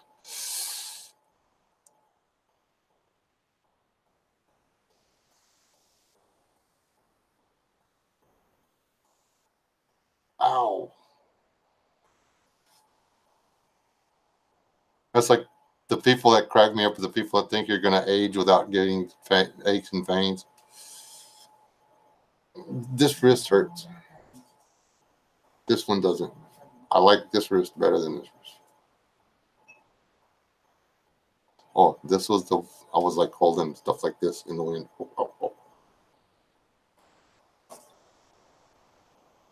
Oh. Yeah. I shall put a short video up the next few days showing the progress. On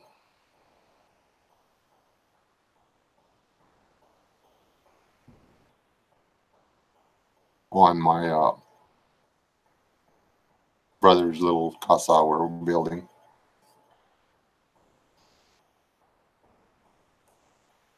Exactly. You get your choice. You can have cold or you can have bugs. Or you can have heat. Yeah, exactly. Bugs. Little deep bugs aren't really that big an issue.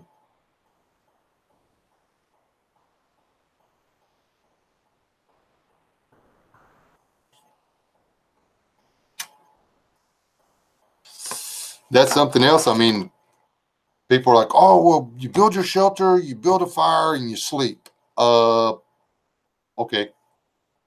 Who's going to throw a log on the fire every hour? And those self-feeding fires, y'all do realize that. Has anybody ever watched one of those and time lapse? That only works with green wood, people. Because the first log burns, dries out the next log, it burns, and it's still only good for so many hours. Has anybody ever watched one actually burn from start to finish? I don't think I've ever been that bored. War. They suck. Okay.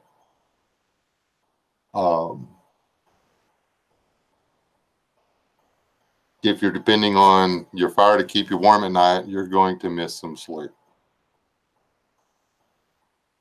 So there's another aspect of bugging out you need to be aware of. And a lot of people are buying these lovely little tarps and tents and stuff like that that are made out of nylon. Don't get that stuff anywhere close to your fire. Okay? It won't take it.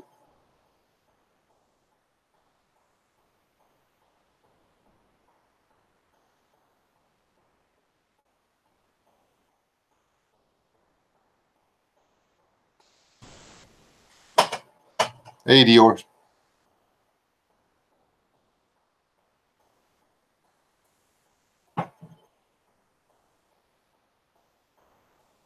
Justin.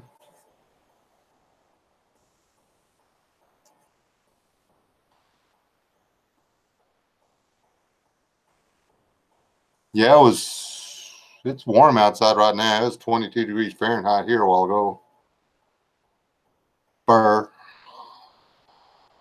How cold was it when we actually got up this morning? Flipping cold. It was like, it was like 18 degrees or something.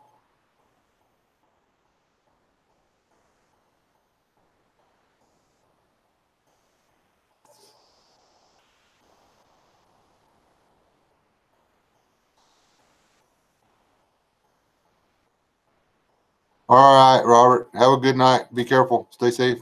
Stay alive. Don't die.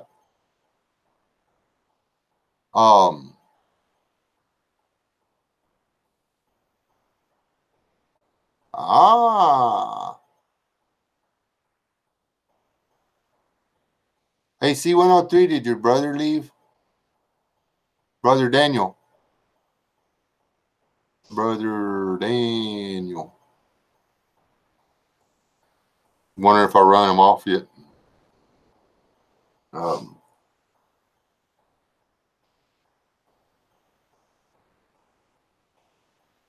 Okay. So, I hear C103 was a real ladies' man back in the day. Is there any truth to that? Now I'm just digging. LS isn't in here to start fights, so it falls back on me, I guess.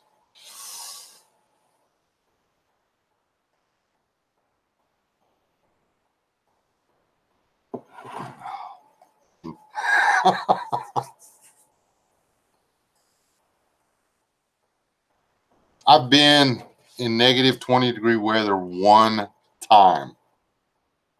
That was enough for a lifetime.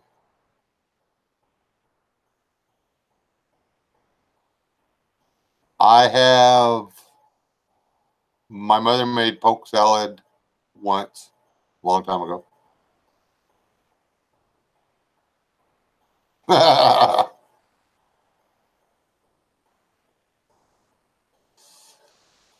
That's the one thing that I would not want my brother Tony up in here telling stories. The end.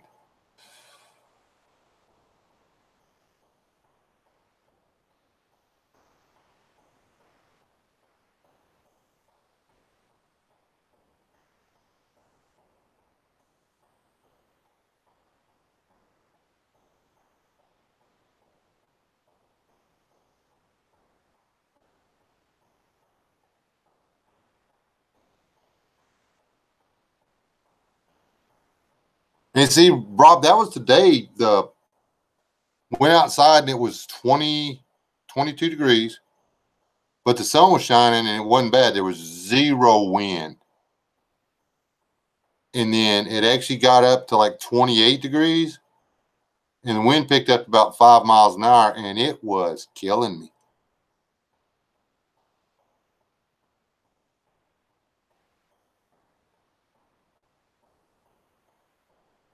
Negative 38 is cold. Once it gets to freezing, anything else is just ridiculous. There's no point in it. Cold is cold. I agree. I mean, just kind of overkill. Anything below 32 is just overkill, huh? That's just too cold. Oh, no sense in it. I don't know what to tell you. She feels about the same way about anything over 80 degrees. Hot is hot. Why does it have to get hotter than 80? Which I concur wholeheartedly.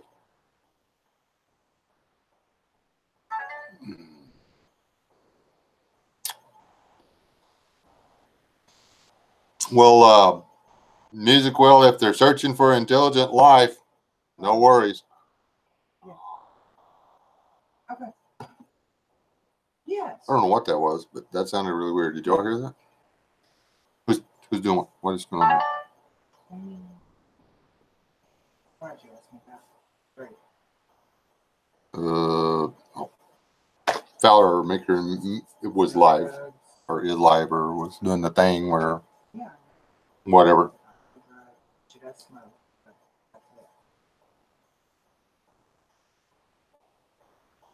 Oh yeah, she can't smoke nothing at all.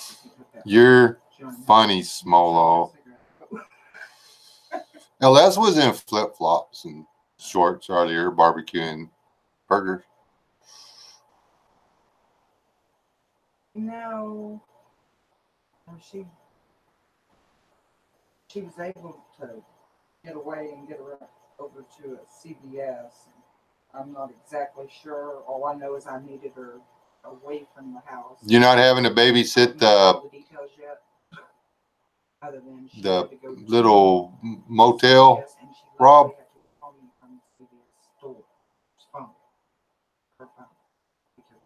Negative 55 is stupid. Not his.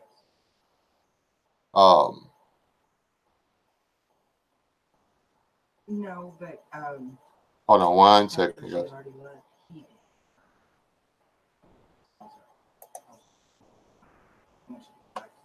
If I'm just gonna like rattle on about not anything really important, just noise for a minute. That is pretty messed up, honestly. Dude, have the fish started running down there?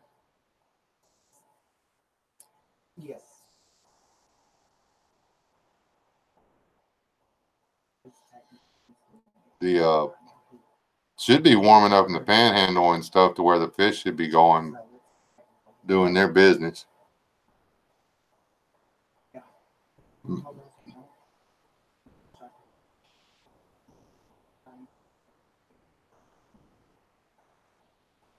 You see the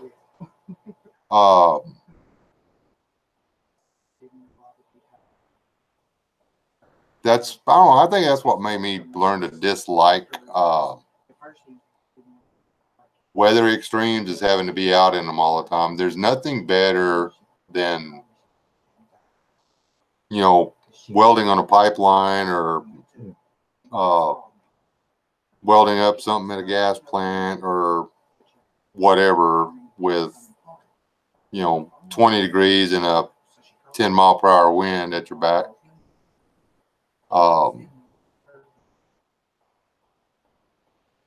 Hello, Adrian. How's the weather in Colorado? D-Day Normandy.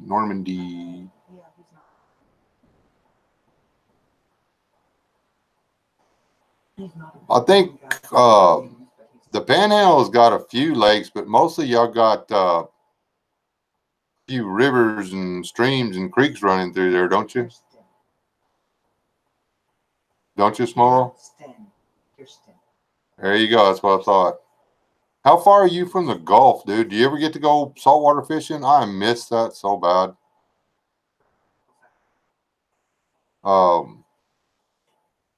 She probably won't mind one bit.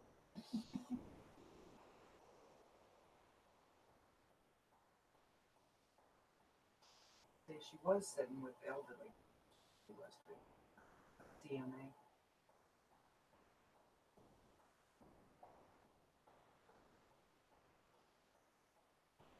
He had the better job, his hard work.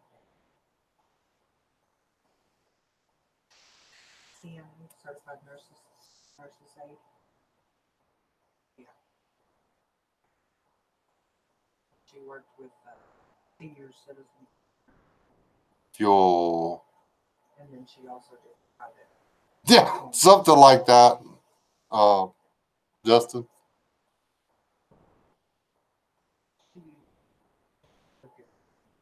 Oh, okay. What do you call it? I used to like to do the surf fishing, which is, people annoy me. You try to go do the surf fishing or whatever, where you actually gotta get there when the tide's fixing to turn or whatever, and you know where the tide's going to come in, and then you wait out and you chunk your baited lines and stuff, and then you go back, and people are always wanting, oh, you can't fish here, we're blah blah blah blah blah. It's fixing to be night. You're really not going to be out there swimming around in the dark, are you? Sorry, charcoal gray. What kind of car does Sister drive? Ford Fiesta. Ford Fiesta.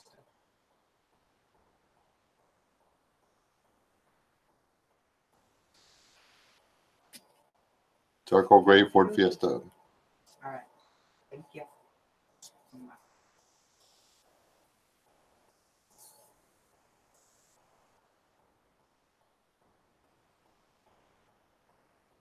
Hey, what about that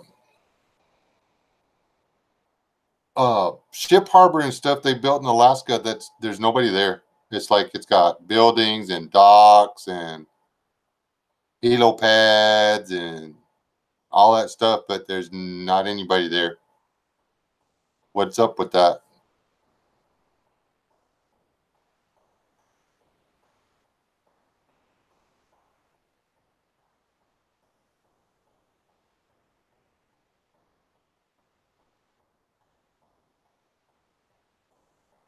You're not going to Alaska, are you, Westman?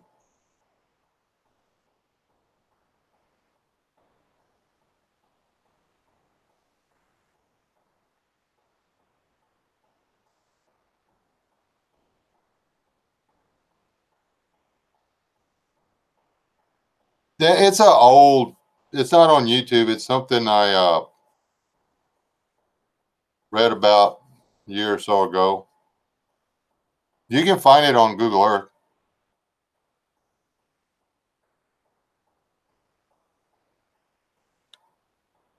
They actually referenced, and this is something when it come out, when, remember World War Z? They referenced it in there when the people were going to Alaska on the helicopters and stuff, and they were going to the safe place.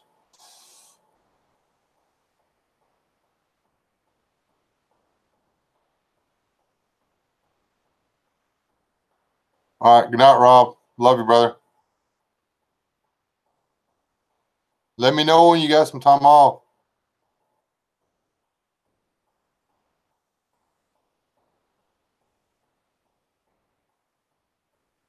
All right. Yeah, it's I've been on here 2 hours.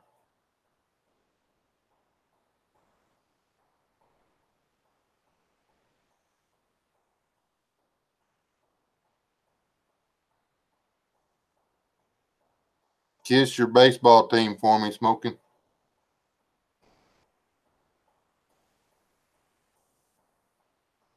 Tell them all it's from the crazy uncle they don't know.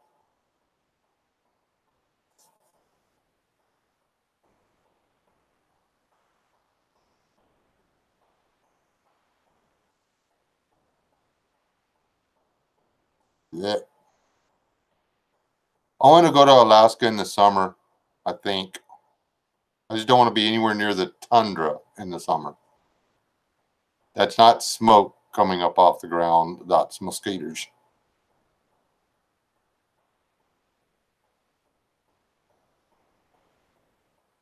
Yeah. D-Look. I got D-Look the other day. I don't even remember what I did.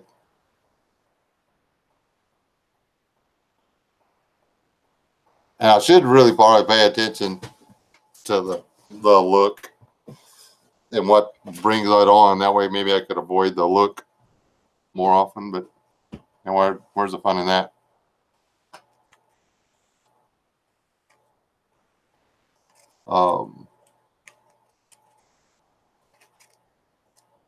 The mosquitoes are crazy, and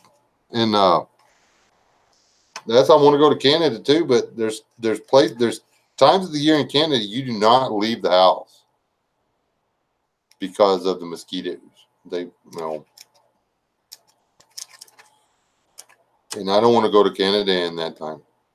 I mean, you can step outside in the towns or the populated areas, but if you go to where there's water, apparently you get destroyed.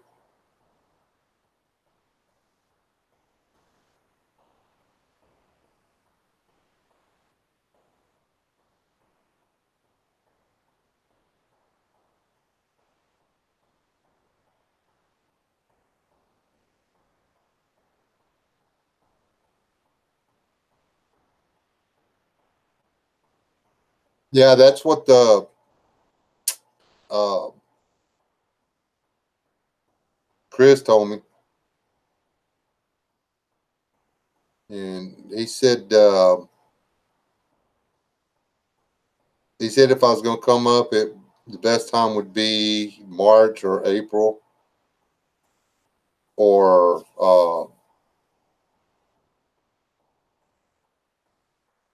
maybe October, or in the winter if I wanted to do winter stuff. I don't know if I'd want to go to Canada in the winter though.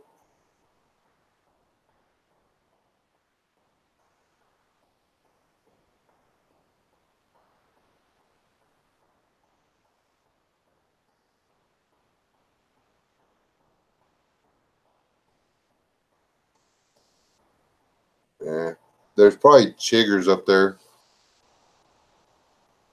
I pretty much survive mosquito bites. It's chiggers that I'll avoid. Eat chiggers.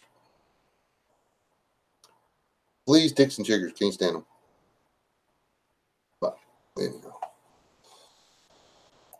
I am out of steam, my peoples. Um, If anybody wants to go live and keep the chat going, feel free.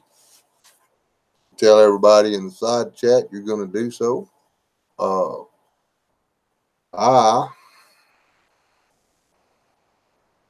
tired. I think I'm going to pop a movie in the VCR, not the VCR, we call it a DVD player, and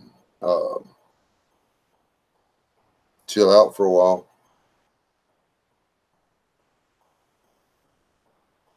But thank y'all for hanging out with me.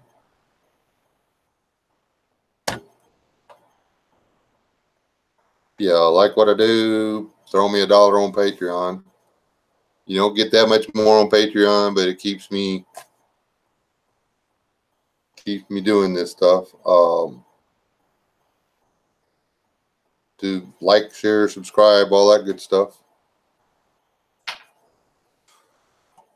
And we'll go from there.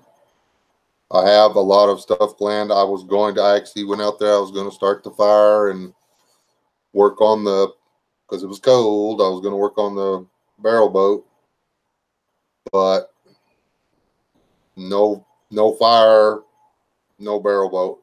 So sorry. The mud would have been frozen, so I couldn't work on that. And again, cold. So anyhow, I actually did a video on this, the problems associated with growing your own food in normal times. But we covered it here, so I'll come up with something else to throw out there. And I apologize for missing Tuesday night. I was busy. We'll catch y'all up next Tuesday. See y'all tomorrow night on Step One Survival's podcast, and then I will see y'all after the podcast, somewhere around 8:30. Usually 8:30, 8:45. I go live after his show's over, and we just chat about stuff. But there's a lot of stuff going on in the news, so chances are pretty good I'll be fired up tomorrow. Some of the stuff I was reading today, I was a little bit too hot about, and I couldn't cover it tonight because I would have been like you wouldn't have been able to understand what I was saying.